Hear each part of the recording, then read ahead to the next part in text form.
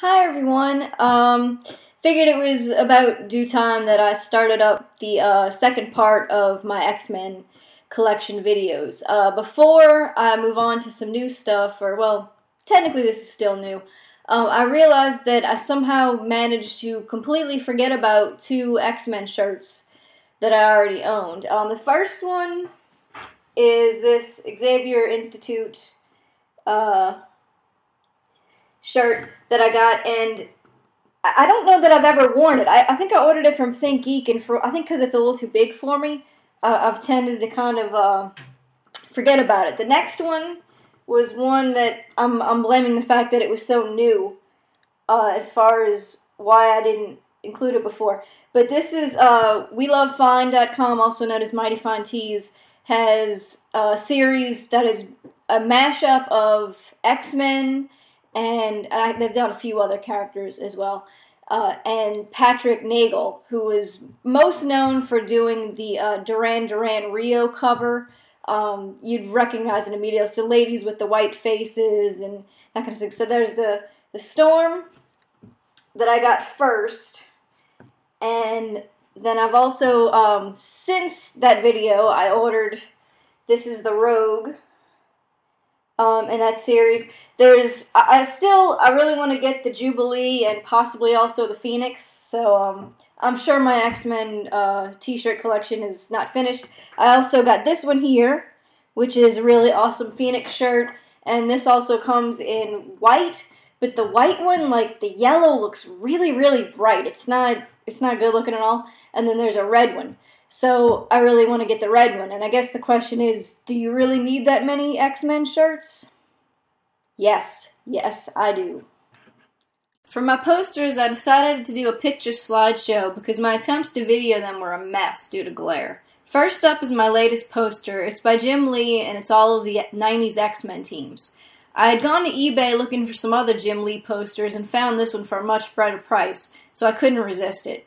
Next we have this awesome Gambit poster, and it came exactly like that, already framed. I love that it looks like he's throwing the cards at you no matter where you stand. This Psylocke and Magneto poster I got at the same time, also already framed. I found these at Walmart back in the 90s, if you can believe it. This one in particular is strange because it's taken from the comics in an issue where Psylocke's powers have been intensified by Fabian Cortez, and she takes advantage of it to hit Magneto with her extra powerful psychic knife. I just have to wonder who decided that was something to sell in Walmart.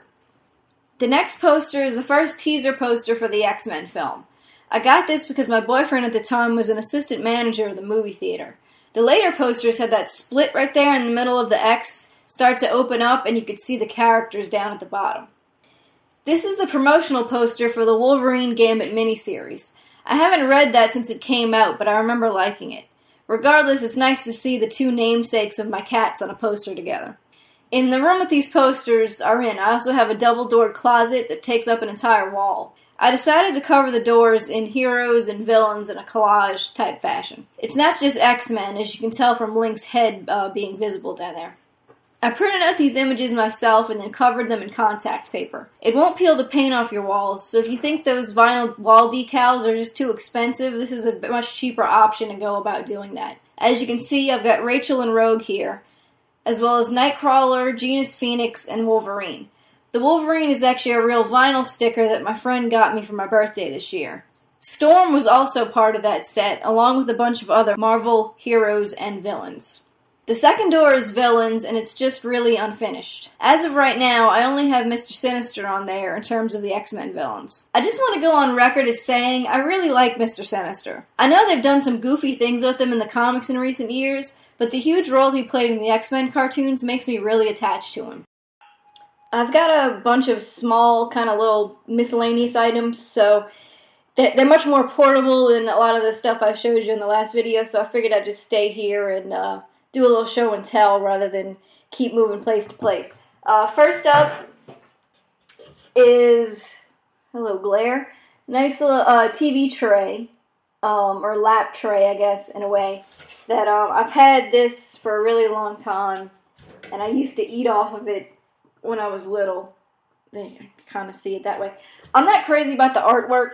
I'm not even going to try to pronounce that name. But it's cute. And I don't know.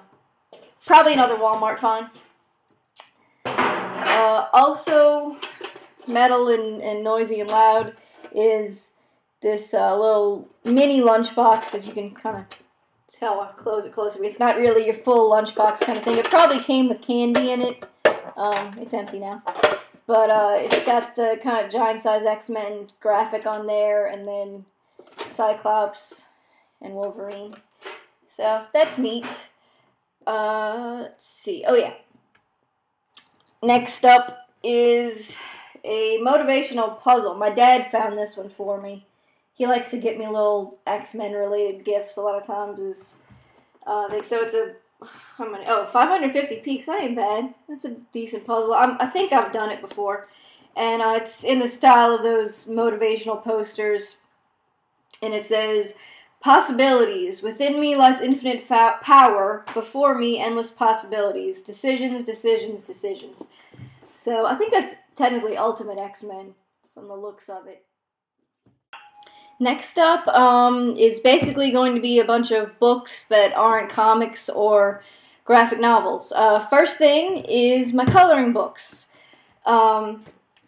These two are the very first two that I got. They're actually fairly thin. I don't know if you can tell that. Instead of like the flat binding, it's just kind of the bent one. And as such, because they are the first, they're the most well-loved. This one is more of an activity book. I think that's supposed to be a maze, even though it just looks like a big old thing of thing. But nearly everything's colored in. I even did the crossword creatively. And then this one is a regular coloring book, and it's a gallery. And there are only 3 pages in this book that I did not color in. And as you can see, they're all pretty much... And this one's kind of neat because it goes through each character one by one and gives you their powers at the bottom. The art's not fantastic. Some are better than others. As you can see, I even went through the... Well, can you tell? I did actually do the backgrounds on some of these. Here you go. Magneto's really obvious. I decided it looked like he was in space, so colored him in. The ones that I didn't do are this really awful looking Omega Red. Another really awful Sabretooth. I mean, he doesn't even look like he belongs in the background there. And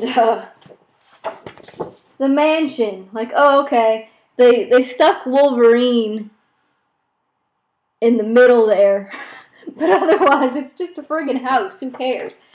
But I used to use this a lot when I wanted to create my own characters and stuff. Like, I remember these two definitely got a lot of space because they were female forms, and of course I was always drawing girls. And I would basically just trace the body and then erase the details and kind of change it up. That was because I couldn't really draw on my own, so that was how I used to handle it. Also, I just wanted to show Phoenix, Rachel specifically. It always makes me happy. These two I got a little bit later. And there's not much colored in these. This one's another activity page. And the main thing is, and you can kind of tell, here's one I actually did color in, that they literally just took the art straight from the comics.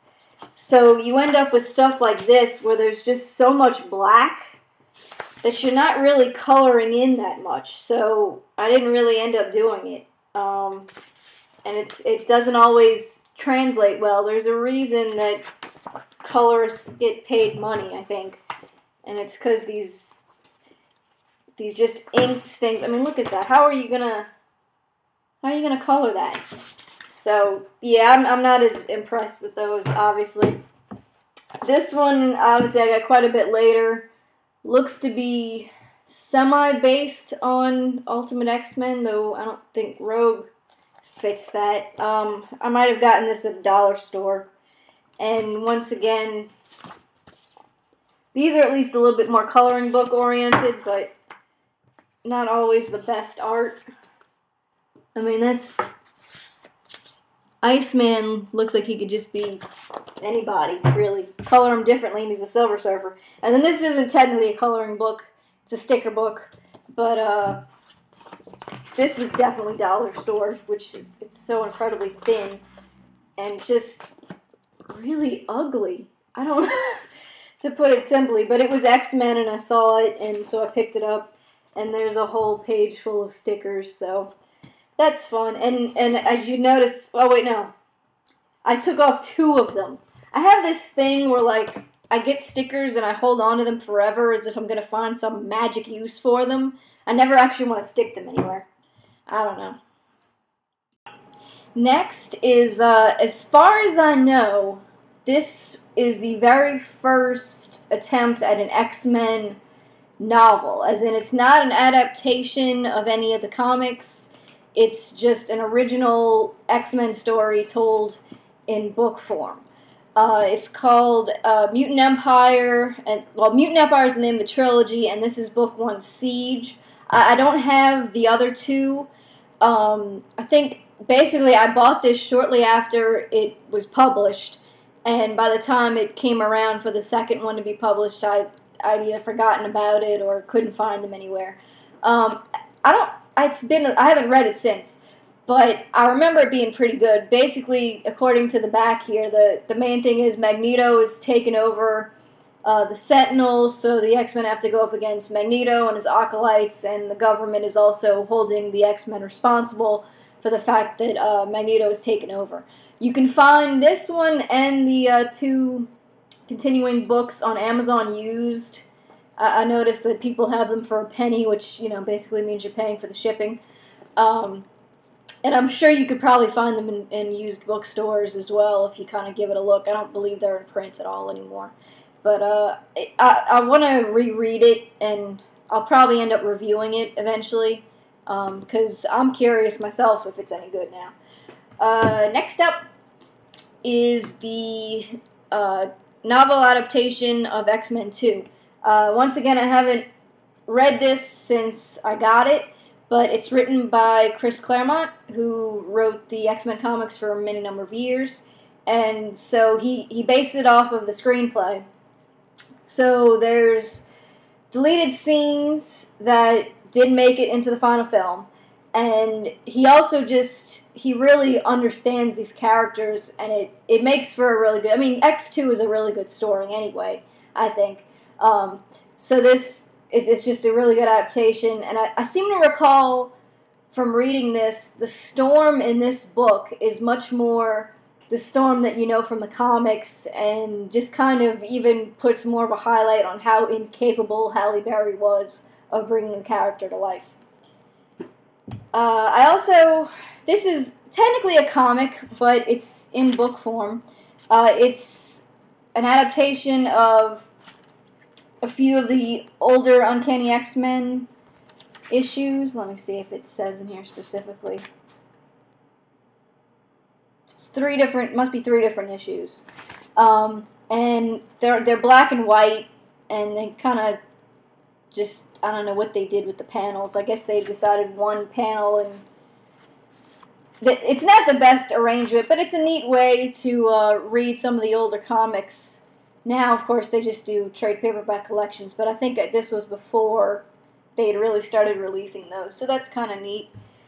This is a Disney Adventures magazine from February 1995, so this was guaranteed impulse purchase. I was probably at the grocery store with my parents, and it's like, X-Men, X-Men, I need it. So it's basically the main thing in here is there's some character profiles, which are pretty neat. Nice art there. There's Gambit and Storm as well. And there's also, once again, stickers that I have not removed. And those look like they were part of the sticker book that they came out with, where like it told the story of the first couple. You can tell it's from the first couple episodes of the cartoon, or at least you can tell if you're like me and you've seen them all 10 million times. And yeah, that's pretty much it. Yeah, it's just a little character profiles. There's Rogue. That's cool. And last up, A TV Guide. This was, you know, TV Guide loves to do the exclusives whenever things come out. There were multiple covers, and we happened... Can you even read that anyway? I'm like trying to protect my... Is it even the same address? I'm not telling you. But yeah, so we got the Jean Grey one in the mail. And they've got some, once again, movie profiles. And it says exclusive comic book. It is all of 3 pages in here. 1, 2, 3.